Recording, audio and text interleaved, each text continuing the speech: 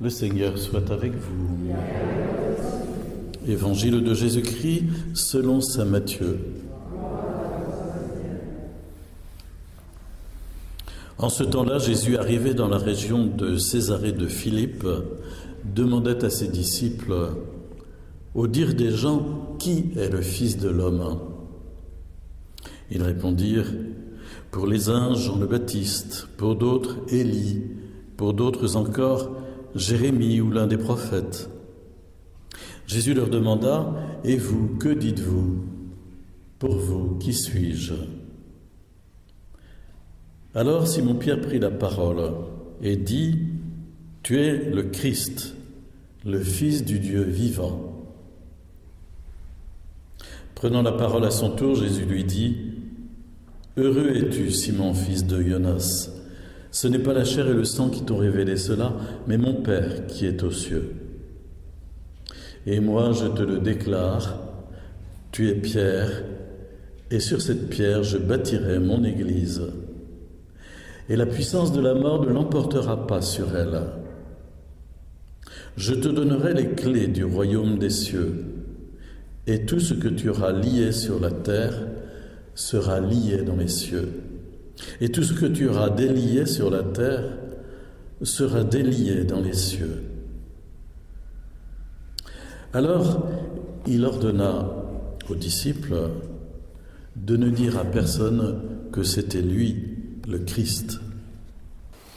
On peut trouver un peu paradoxal la chute de cet évangile à l'instant où Jésus, après avoir demandé à ses apôtres ce que les gens disent sur lui, après avoir fait dire à Pierre qu'il est le Christ, le Fils du Dieu vivant, leur dit de ne pas le répéter, surtout ne pas le dire, se taire. On a l'impression d'être à l'envers de l'évangélisation.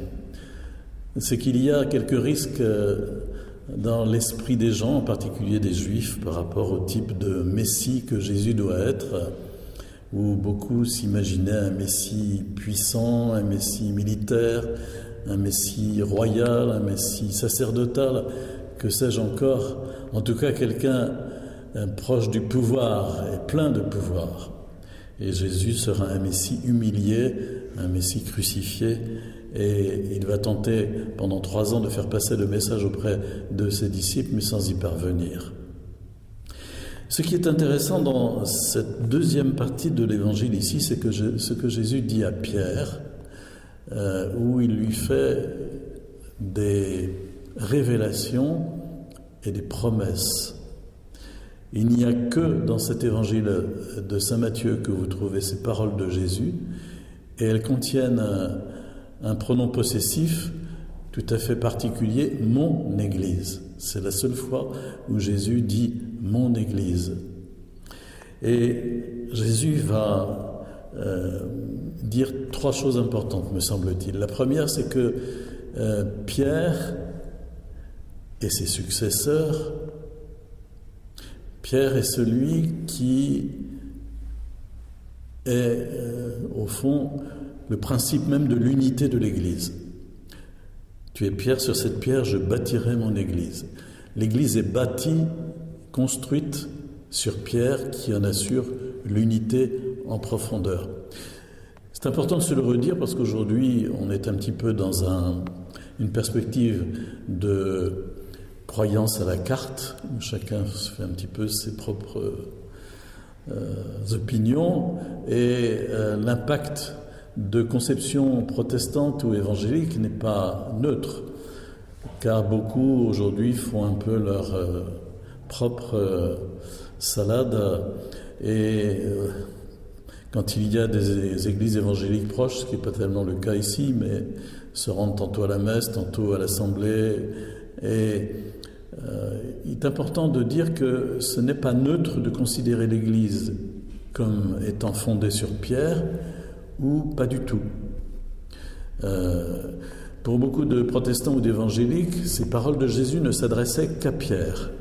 Elles ne concernent pas les successeurs, et donc il y a une différence majeure ici. Je dirais aussi qu'il y a un petit problème avec les orthodoxes à ce sujet. qui considèrent que le pape n'est que le premier d'entre eux, mais en tout cas pas celui qui est le successeur de Pierre directement. Qu'est-ce que Jésus dit exactement? Que vraiment l'Église trouvera son unité si elle reste en lien avec Pierre et le successeur de Pierre. Voilà la première chose qui est dite, et elle a son importance.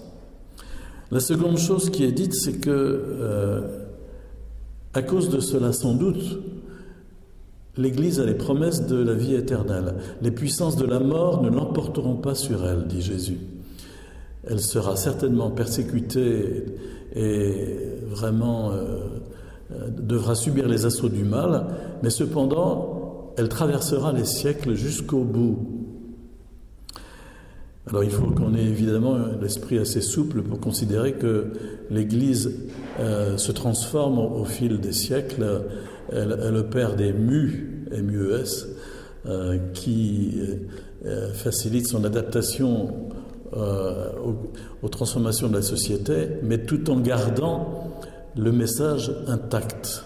C'est important. Je lisais encore dans un mail cette semaine, quelqu'un me parlait de la secte de Vatican II. Je lui dis, excusez-moi, mais c'est pas ma tasse de thé. Je ne fais pas partie d'une secte. Je respecte vos opinions, mais quand il y a 2500 évêques qui sont réunis en concile, ce n'est pas une secte. Voilà. L'Église se transforme à certains moments, adapte un certain nombre de choses, mais garde le message évangélique et doctrinal intact tout au long de la transmission au cours des siècles. Et Jésus dit donc, les puissances de la mort ne l'emportera pas sur elle. Nous n'avons pas à craindre que l'Église disparaisse. Nous pouvons toujours penser que la forme que nous connaissons aujourd'hui peut-être un jour disparaîtra en tant que telle, sous forme paroissiale telle que nous les connaissons actuellement, mais l'Église demeurera, elle a les promesses de la vie éternelle. Enfin, une troisième chose que Jésus dit à Pierre directement, c'est « Je te donnerai les clés du royaume des cieux ». Je te donnerai les clés du royaume des cieux. C'est une parole claire, ça. On sait ce que c'est que d'avoir les clés de sa maison, ça permet d'entrer, ça permet d'être chez soi. Et ça veut dire que Jésus dit que Pierre est celui qui va faire entrer les enfants de Dieu dans le royaume, où nous serons chez nous. Et puis il y a un deuxième sens, c'est que le pouvoir des clés, c'est aussi un pouvoir doctrinal, un pouvoir judiciaire. Et donc il est dit, tout ce que tu auras lié sur la terre sera lié dans les cieux, tout ce que tu auras délié sur la terre sera délié dans les cieux. Ce sont vraiment des paroles très fortes. Et l'image des clés, évidemment, est reprise dans la première lecture qu'on est allé chercher pour l'harmoniser avec l'Évangile, où il est question du gouverneur de la ville de Jérusalem à une certaine époque, où Isaïe est chargé de lui dire eh bien, tu vas céder ta place à quelqu'un d'autre qui s'appellera Eliakim, et parce que tu n'es pas fidèle à ta mission de prendre soin du peuple. Voilà. En tout cas, la parole de Jésus concernant Pierre, la troisième parole, c'est celle sur les clés, sur le pouvoir de Pierre, qui n'est pas un pouvoir total. Il y a beaucoup de gens qui ont des idées fausses sur l'infaillibilité pontificale, par exemple, qui pensent que toutes les paroles du pape sont infaillibles. C'est totalement faux. Le Concile Vatican I a défini l'infaillibilité pontificale en l'enserrant dans des catégories très spécifiques, et toutes les paroles du pape ne sont pas du tout infaillibles, ce qui permet au pape François de faire des sorties, notamment en altitude quand il est dans l'avion et qu'il donne une interview qui crée quelques remous journalistiques et médiatiques dans la suite. Mais ce ne sont pas des paroles infaillibles, précisément. Il émet des opinions, son opinion en tant que pape chargé de l'Église. Retenons ces trois choses que Jésus dit à Pierre et à l'Église et à nous-mêmes, à savoir qu'il a voulu bâtir son Église sur Pierre et que nous devons respecter ce qu'il a fait et cette sagesse qui est la sienne. La deuxième, c'est que l'Église a les promesses de la vie éternelle. Et la troisième, c'est que le pape a pouvoir le pouvoir des clés et le pouvoir de nous faire entrer dans le royaume et aussi de prendre certaines décisions importantes pour le bien du peuple de Dieu. Et que ces décisions sont avalisées dans le royaume.